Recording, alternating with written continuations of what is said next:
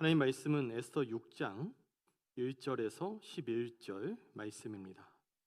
에스더 6장 1절과 1절에서 11절 말씀입니다. 구약성경 755면입니다. 한 절씩 교독하겠습니다. 그날 밤에 왕이 잠이 오지 아니하므로 명령하여 역대일기를 가져다가 자기 앞에서 읽히더니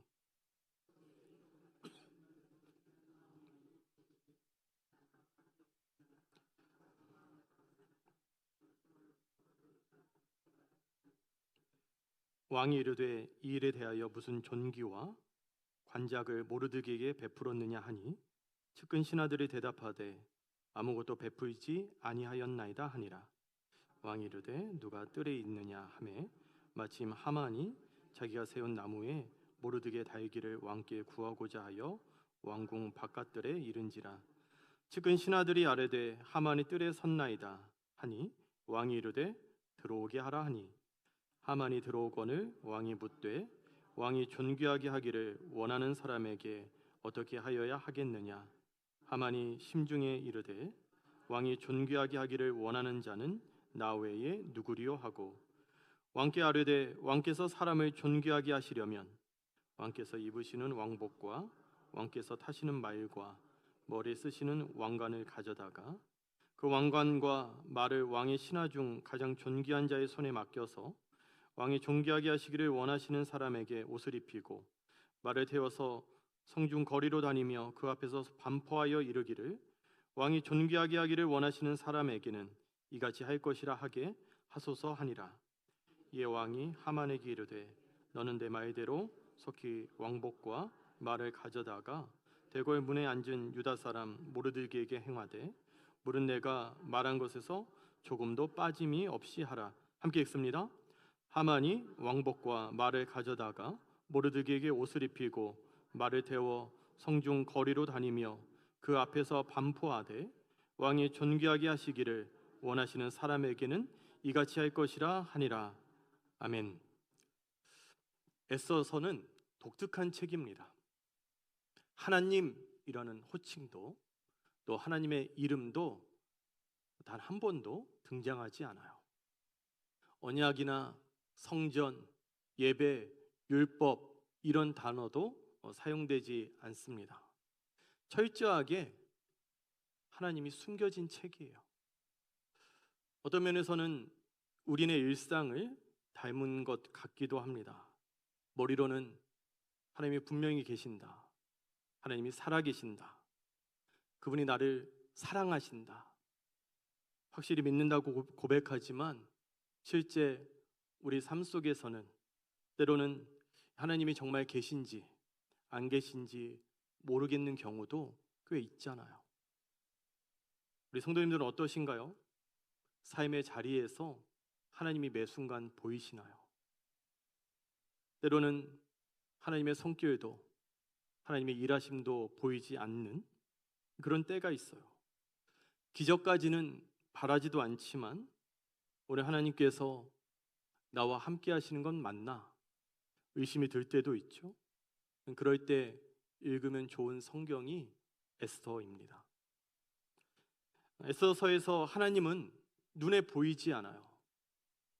수면 위로 그 정체를 드러내지 않으십니다. 그러나 수면 아래에서, 수면 그 밑에서 실제 그 손길을 어떻게 드러내시며 일하시는지를 명확하게 또 보여주고 있어요. 이런 걸 통해서 보이지 않는 하나님께서 내 삶 속에서도 내 인생 가운데서도 동일하게 일하시겠구나라는 것을 우리가 깨닫게 됩니다. 에스더서의 배경은 포로 귀환기입니다. 1차 포로 귀환과 2차 포로 귀환 그 사이에 일어난 사건이에요. 바사왕 고레스가 내린 포로 귀환 명령을 받고 고국 이제 유대 땅으로 돌아간 사람도 있지만 여러 이유로 남아있던 사람들이 있었어요. 이 사람들 페르시아에 남아있었던 유대 디아스포라, 유대인 공동체 이야기입니다. 이방 땅에서 계속해서 신앙생활을 해나가던 이들에게는 근원적인 그리고 실존적이고 또 신앙적인 질문이 하나 있었습니다. 과연 여기에도 하나님이 살아계시는가? 과연 여기에도 하나님이 계시는가? 포로 생활을 하고 무너지고 비참한 삶을 살고 있고 실패한 인생 같은 자신들에게 하나님께서 과연 관심이 있으시는가? 자신들을 돌보고 계신가? 이런 의문이 그들의 마음 가운데 가득했습니다. 에스더서는 이 질문에 대한 답을 제공해요. 중심 인물은 에스더, 모르드게, 아하수에로, 하만입니다. 에스더는 페르시아어로 별이라는 뜻이에요. 칠흑같이 어두운 시대에 하늘의 별처럼 빛나는 인생을 살았던 사람입니다. 모르드게는 베냐민 지파 출신으로 사울 왕의 후손입니다. 에스더 사촌이고요. 어린 나이에 부모를 잃고 혼자가 된 에스더를 키워준 사람이에요. 아하수에로는 이제 페르시아 왕인데 BC 484년에서 464년 페르시아를 통치했던 왕입니다. 자기 과시가 아주 강했던 사람이에요. 하만은 페르시아 총리로 아각 사람이고 가나안 족속입니다. 모르드게하고는 견원지간이에요. 왠지는 모르겠는데 모르드게는 하만을 봐도 인사를 하지 않았어요. 제가 담임 목사님을 뵈도 인사를 안 한다면 어떻게 생각하시겠어요? 하만 입장에서 너무 화가 나겠죠? 괘씸하죠. 모르드게 뒷조사를 합니다. 이거 대체 어떤 인간인가? 유대인이라는 것을 알게 돼요. 자기에게 인사도 안 하는 모르드게 너무 싫잖아요. 그래서 왕을 설득해서 이 모르드게뿐만 아니라 이 페르시아에 남아있던 모든 유대인들을 다 죽이라는 조서를 작성하게 만듭니다. 전체 이 이야기에서는 이제 악역이죠. 에스더서를 관통하는 단어는 우연입니다. 우연. 이 단어가 에스더서 전체를 관통해요. 우연히 일어나는 일이 너무 많아요. 아하수에로 왕은 자기 과시가 심한 사람이라고 말씀드렸죠. 매일 밤 파티를 열었습니다. 사건이 일어난 날은 187일째 파티를 연 날이었어요. 매일 이렇게 파티를 열었다는 건 그만큼 돈이 많았다는 거고 또 나라가 안정적이었다는 반증이기도 하죠. 국가의 그 재난 상황이나 외부 위협이 극심했으면 어떻게 매일 파티를 열 수 있었겠어요? 아하수에로가 이날 술에 잔뜩 취해서는 왕비가 되게 예뻤거든요. 자랑하고 싶은 거예요. 사람들 앞에서. 그래서 왕비에게 잔치에 참석해서 그 미를 아름다움을 뽐내라고 명령합니다. 왕비 와스디가 거절해요. 화가 난 왕이 왕비를 폐위합니다. 근데 당시에는 그랬대요. 왕의 명령을 어기면 바로 그냥 폐위할 수 있었어요. 어떻게 보면 이제 사람이 욕망이 부른 지저분한 사건인데 이 일이 어떤 결과로 이어지는 보세요. 왕비가 폐위됐으니까 어떻게 해야 돼요? 이제 새로운 왕비를 뽑아야겠죠. 그래서 새로운 왕비를 찾기 위한 미인 대회를 개최합니다. 미스 페르시아를 선출하는 거죠. 에스더가 자기 신분을 숨긴 채 유대인이라는 것을 숨긴 채 이 대회에 참가해서 우승합니다. 그러니까 어쩌다 보니 우연히 운 좋게 뭐가 된 거예요? 왕비가 된 거죠. 2장에서는 모르드게가 궁궐문 앞에 앉아 있다가 우연히 넷이 둘이 왕을 암살하는 음모를 듣게 됩니다. 에스더에게 이 사실을 말하고 에스더는 그걸 왕에게 전달해요. 모르드게는 이제 왕의 목숨을 구한 그런 공로를 인정받게 됩니다. 6장에서는 어느 날 왕이 잠이 안 와요. 평소에는 잘 잤는데 불면증이 있었던 것도 아닌데 그날 유독 잠이 안 옵니다. 내시에게 궁중의 일기 좀 갖고 오라고 해서 읽으라고 시켰어요. 그래서 책을 딱 펼쳤는데 그냥 우연히 어떤 페이지가 나왔겠죠? 모르드게가 자기 생명을 구원한 그 기록이 거기 나오는 거예요. 이것도 우연이죠. 그냥 책을 펼쳤는데 그 내용이 나왔으니까요. 왕은 모르드게에게 큰 상을 내려야겠다라는 마음을 먹고 있는데 마침 또 하만이 들어옵니다. 앞에서 말씀드렸듯이 하만과 모르드게의 관계는 견원지간이에요. 왕이 하만에게 내가 정말 상을 주고 싶은 충성된 신하가 있는데 무슨 상을 주면 좋겠냐고 물어요.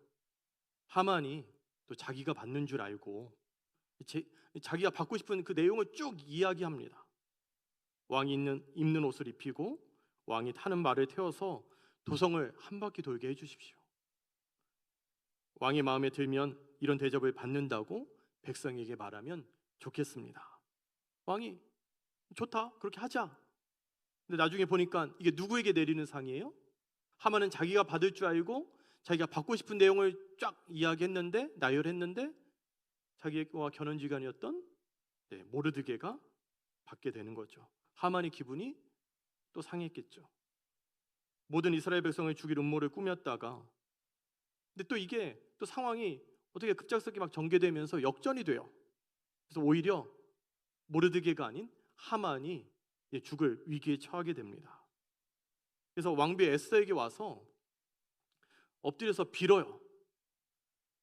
손이 발휘되도록 싹싹 빕니다. 우리 말씀 볼 텐데 에스더 7장 7절입니다. 함께 읽습니다. 시작.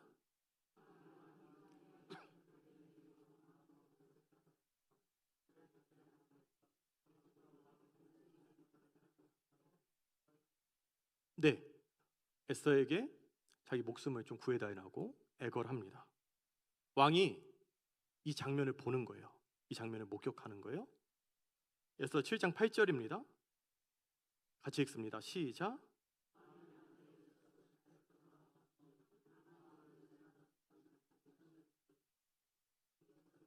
내가 집안에 왕후와 함께 있는데도 저놈이 왕후를 범하려고 하는구나 하고 소리쳤다. 싹싹 비는 그 모습이 왕의 눈에는 어떻게 보였나요? 하만이 왕비를 겁탈하는 것처럼 보였습니다. 참 신기하죠? 에서에게 그 빌고 있는 그 하만의 모습이 어떻게 왕비에게 나쁜 짓을 하는 것처럼 보일 수 있을까요? 어쨌든 왕의 눈에는 우연찮게 그렇게 보인 거죠. 분노가 극에 달한 왕은 하만이 모르드게를 죽이려고 만든 그 장대에 하만을 처형하라고 명령합니다. 이게 다 우연히 일어나요. 신앙생활에 무슨 우연이 있냐라고 말하실 수 있겠지만 애써서는 이 우연이라는 단어를 빼고는 설명이 불가능합니다. 모든 일들이 우연히 일어나요.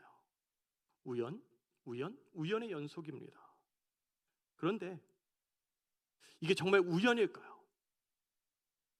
6장 1절을 보면 우리 함께 읽도록 하겠습니다. 그날 밤에 왕이 잠이 오지 아니하므로 명령하여 역대일기를 가져다가 자기 앞에서 읽히더니, 이 그날 밤이 언제냐면 에스더가 자기 민족을 말살하려는 하만의 음모를 어떻게 왕에게 전달할 수 있을까 고민하던 고심하며 애쓰던 그날 밤입니다. 왕이 잠이 안 와서 궁중일기나 읽어야겠다 책을 딱 펼쳤는데 모르드게가 자기 생명을 구원한 이야기가 나와요. 그날 밤에 앞에서 말씀드렸듯이 우연히 일어난 일이죠. 우리말 성경에서는 왕이 잠이 오지 아니함으로 라고 번역을 했는데 70인역 성경으로 보면 이렇게 기록합니다.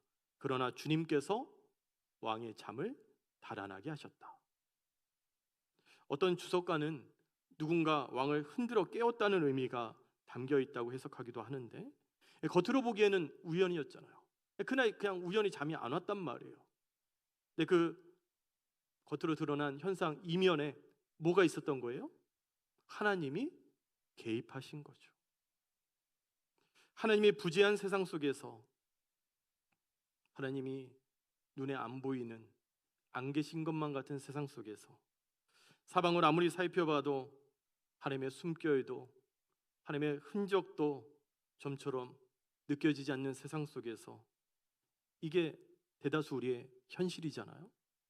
거기에 변수는 또 얼마나 많아요. 시간 계획을 세우고 인생 계획을 세우지만 거의 그렇게 못 살죠. 우리 의지가 약해서 그럴 수도 있고 우리 능력이 부족해서 그럴 수도 있지만 훨씬 많은 경우에 예기치 못한 일들이, 뜻하지 않은 일들이 계속 벌어집니다.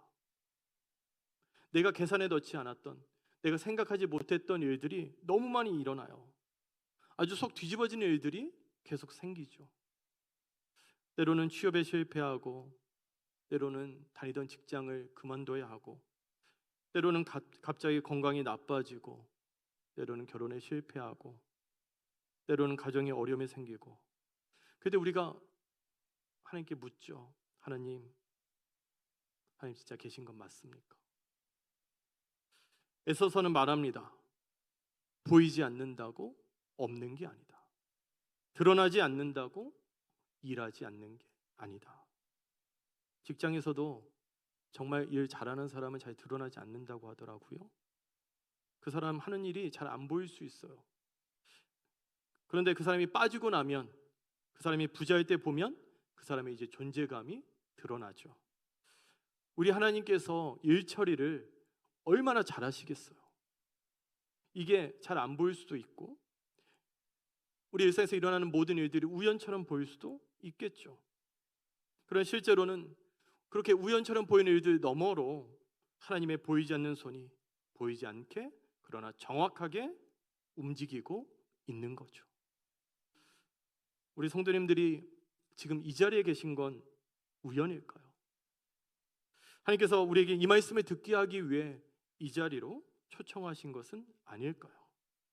믿음은 지금 내 삶이 꼬여 있는 것 같아도 보이지 않는 그 하나님의 손길이 여전히 나를 이끌고 계시다는 것, 그걸 믿는 게 믿음입니다. 바울은 에베소서 1장 18절에서 너희 마음의 눈을 밝히사라고 기도합니다. 너희 마음의 눈을 밝히사. 믿는 우리에게만 보이는 게 있어요. 믿지 않는 사람들에게는 안 보입니다. 믿는 우리에게만 보여요. 그게 우리 인생을 다르게 만드는 원동력이 되죠. 하나님은 우리에게 이중 시력을 주셨습니다. 사물을 보는 육안뿐 아니라 또 다른 눈이 있어요. 마음의 눈입니다. 이거 이제 상상력이라고 표현할 수도 있는데요. 폴 트립은 신앙세계에서 상상력의 중요성을 강조하면서 상상력 이렇게 정의합니다. 함께 읽습니다. 시작.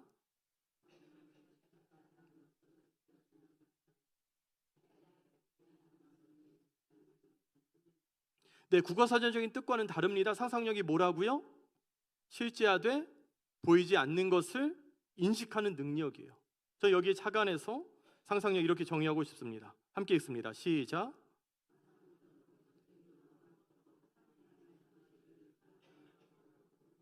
네, 이 상상력 믿는 사람들에게만 있는 거예요. 시오노 나나미는 노마인 이야기에서 지도자는 현상에 보이지 않는 이면을 보는 능력을 가진 사람이라고 했고요. 저는 이 말에 또 착안해서 그리스도인은 누구냐? 현상에 보이지 않는 이면을 보는 능력을 가진 사람이다. 눈에 보이는 게 전부가 아니라는 거죠. 눈에는 우연처럼 보이지만 그 이면에 수면 밑으로 일하시는 그 하나님을 볼 수 있는 능력을 가진 사람이 누구다? 그리스도인이다. 보통 믿음이 크다, 작다라고 할 때 우리 성도님들은 어느 편이십니까? 믿음이 크세요? 아니면 믿음이 작으세요? 이런 거 여쭙는 거 아니죠. 대답 안 하셔도 됩니다. 그럼 어떤 게 믿음이 크고 어떤 게 믿음이 작은 걸까요? 믿음이 크다는 건 상상력과 연결 지으면 상상력이 풍부하다. 다르게 이야기하면 현실 너머의 세상을 보는 눈이 있다. 믿음이 작다는 건 상상력이 어쩌다? 빈약하다. 눈에 보이는 현실만 볼 수 있다. 이게 믿음이 크고 작은 거겠죠. 계시록 4장을 보면 계시록 4장은 우리를 이제 천상 예배로 초대합니다. 상상력을 가지고 하나님의 시각으로 세상을 바라볼 것을 제안해요. 그리고 도전합니다. 이 도전 앞에 우리가 선택해야 돼요. 보이는 대로 살 것인가? 아니면 하나님이 보여주시는 대로 살 것인가? 우리 성도님들 어떻게 사시겠습니까? 보이는 대로 사시겠어요? 아니면 하나님이 보여주시는 대로 사시겠습니까? 요한계시록 4장 2절입니다. 함께 읽습니다. 시작.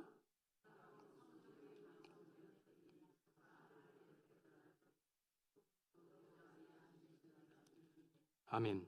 이 계시록에 보면 보좌라는 단어가 46번 나옵니다. 46번 나와요. 그만큼 중요한 거죠. 보좌는 하나님의 통치, 주권, 돌봄입니다. 하나님의 통치, 주권, 돌봄.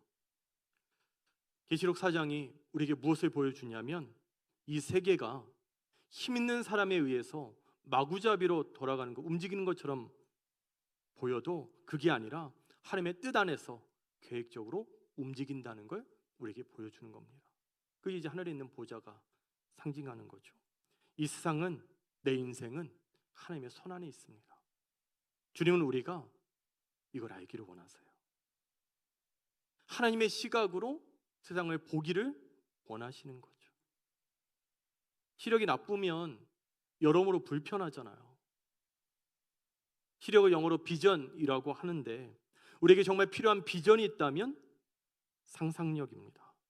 이 상상력이 안 좋으면, 상상력이 빈약하면 믿긴 믿는데 뭐만 보겠어요? 눈앞에 현실밖에 못 보는 거예요. 그러다 보니 타협하고 세상 가치관과 기준대로 살게 되겠죠. 눈에 보이는 것만 바라보며 매일 좌절하고 낙심할 수밖에 없습니다. 우리가 눈에 안약을 바르고 하늘의 하나님을 볼 수 있다면, 지금 당장 내 눈에 보이는 게 없어도 답답한 현실의 벽 앞에서도 하나님의 그 인도하심에 대한, 하나님의 그 함께하심에 대한, 하나님의 돌보심에 대한 기대가 생기지 않겠습니까? 어느 설교에서 들은 이야기입니다. 한번 들어보세요. 서울에서 큰 음식점을 했던 가정입니다. 아버지 유산을 받았는데 10년 동안 다 탕진하면서 지옥 같은 날을 보냈다고 해요. 그분이 이런 간증을 하셨습니다.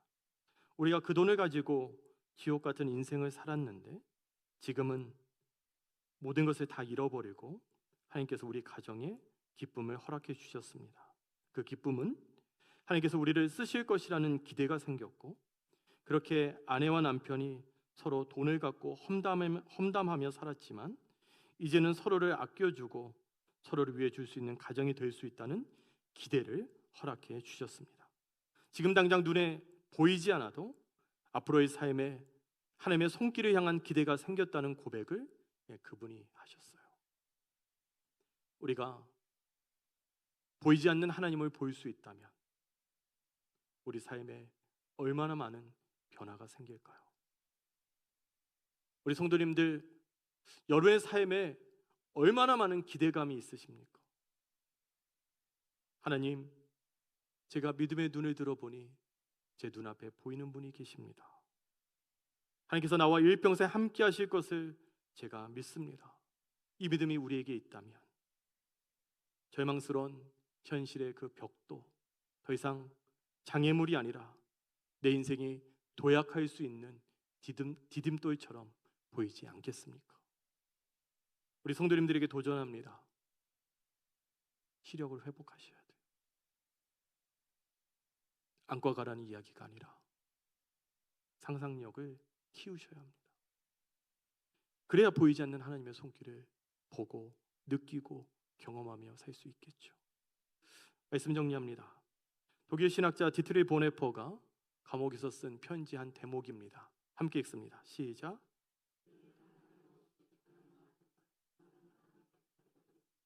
여기서 하나님 없이가 진짜 하나님이 안 계시다는 불신앙의 표현이 아니라 안 보이시잖아요.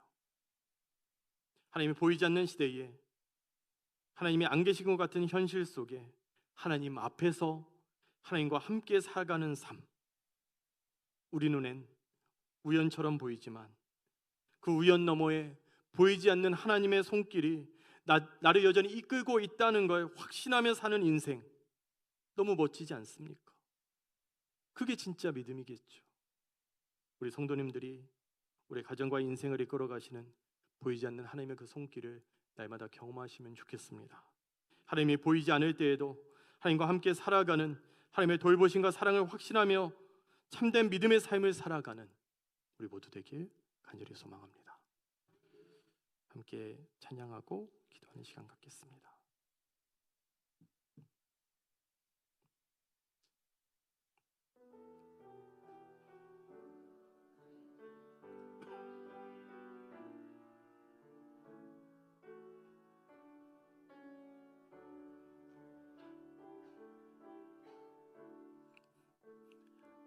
눈가에 주름이 지고 눈물이 많아졌습니다. 잠시 눈 감고 뜬 것 같은데 어느새 여기 있습니다. 가슴 아픈 날도 많았었고 기쁜 날도 있었습니다. 짧은 여정을 뒤돌아보니 하나님의 은혜입니다. 지금까지 나의 여정을 모두 하나님의 은혜라. 지금까지 나의 모든 여정 인도하셨네. 나의 남은 모든 여정을 모두 하나님께 맡기리라. 나의 모든 삶 마치는 날까지 붙듯이. 우리 한 번 더 고백합니다. 나의 눈가에 주름이 지고 눈가에 주름이 지고 눈물이 많아졌습니다. 잠시 눈 감고 뜬 것 같은데 어느새 여기 있습니다. 가슴 아픈 날도 많았었고 기쁜 날도 있었습니다. 짧은 여정을 뒤돌아보니 하나님의 은혜입니다. 지금까지 나의 여정을 모두 하나님의 은혜라. 지금까지 나의 모든 여정 인도하셨네. 나의 남은 모든 여정을 모두 하나님께 맡기리라. 나의 모든 삶 마치는 날까지 우리 한 번 더 우리의 마음을 다하여 나의 눈가에 주름이 지고 나의 눈가에 주름이 지고 눈물이 많아졌습니다. 눈물이 많아졌습니다. 잠시 눈 감고 뜬 것 같은데 어느새 여기 있습니다. 가슴 아픈 날도 많았었고 가슴 아픈 날도 많았었고 기쁜 날도 있었습니다. 기쁜 날도 있었습니다. 짧은 여정을 뒤돌아보니 이 모든 것이 하나님의 은혜입니다. 지금까지 나의 여정을 모두 하나님의 은혜라. 지금까지 나의 모든 여정 인도하셨네. 나의 남은 모든 여정을 하나님께 맡기리라. 나의 모든 사 마치는 날까지 붙드시리. 우리 인생을 돌아보면 우연처럼 보이는 일들도 너무나 많고, 하나님이 살아계시다면, 하나님이 함께 하신다면 내 인생에 왜 이런 시련과 어려움과 고통을 허락하실까? 하나님이 나를 외면하시는 것은 아닌가? 하나님이 나를 버리신 것은 아닌가?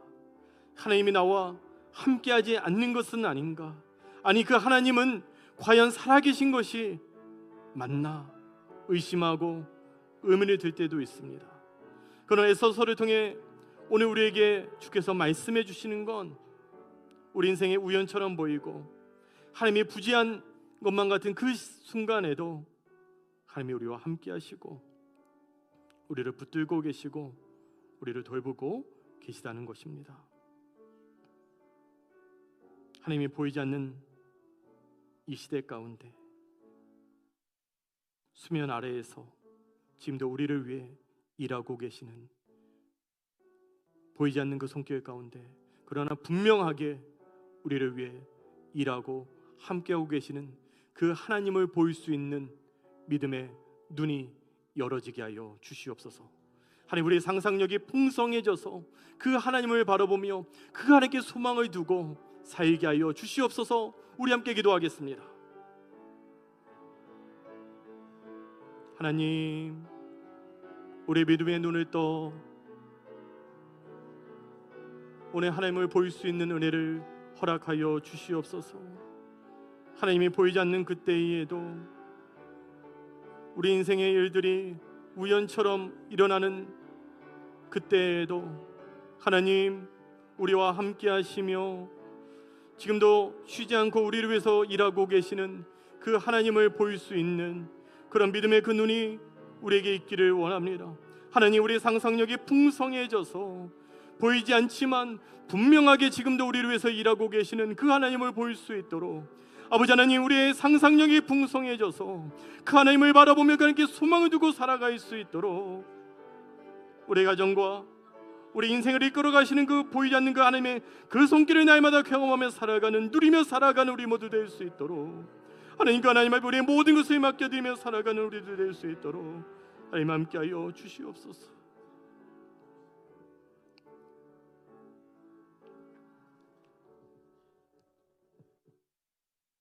좋으신 하나님, 하나님이 보이지 않고 하나님이 나와 함께 하시지 않는 것 같고, 그래서 하나님을 의심하고 하나님께 의문이 드는 그 순간에도 보이지 않게 그러나 분명하게 우리와 함께 하시고 우리를 붙들어 주시며 우리를 돌보시고 인도하시는 그 하나님의 손길을 확신합니다. 하나님, 우리 믿음의 눈이 열어져서 우리 상상력이 풍성해져서 보이지 않는, 그러나 지금도 우리 가정과 우리 인생을 이끌어 가시는 그 하나님의 손길을 볼 수 있는 우리 모두 되게 하여 주시옵소서. 그 하나님께 소망을 두고 우리 모든 인생을 맡겨드리며 주님과 동행하며 살아가는 은혜가 우리 모두에게 있게 하여 주시옵소서. 감사드리며 예수님의 이름으로 기도드립니다. 아멘. 하늘에 계신 우리 아버지여, 이름이 거룩히 여김을 받으시오며 나라의 마옵시며 뜻이 하늘에서 이룬 것 같이 땅에서도 이루어지이다. 오늘날 우리에게 일용할 양식을 주옵시고 우리가 우리에게 죄진 자를 사하여 준 것 같이 우리 죄를 사하여 주옵시고 우리를 시험에 들게 하지 마옵시고 다만 악에서 구하옵소서. 대개 나라와 권세와 영광이 아버지께 영원히 쌓옵나이다. 아멘.